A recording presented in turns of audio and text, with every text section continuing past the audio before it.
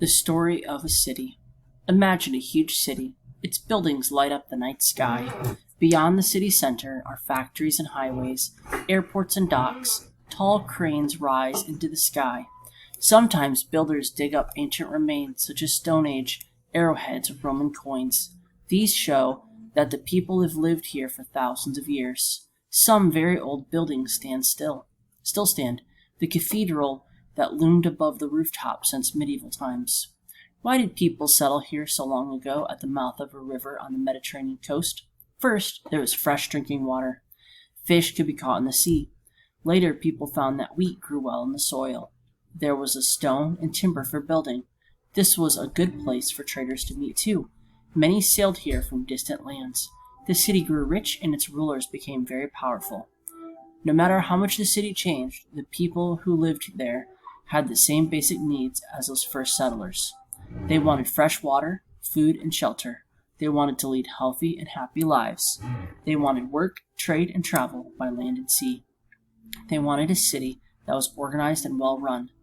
If we could meet our ancestors, we would probably discover that they were very like ourselves. Stone Age hunters, around 14,000 years ago. A roaming band of hunters spends each winter on the hill. They sleep in caves and paint pictures on rocks.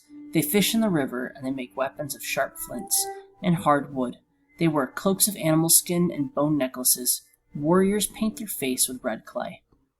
A camp by the river, around 8,000 years ago. The hunters spread out along the river banks. They shoot the ducks using arrows tipped with the tiny but deadly flints. The hunters have set up camp with tents made of deer skin and timber poles.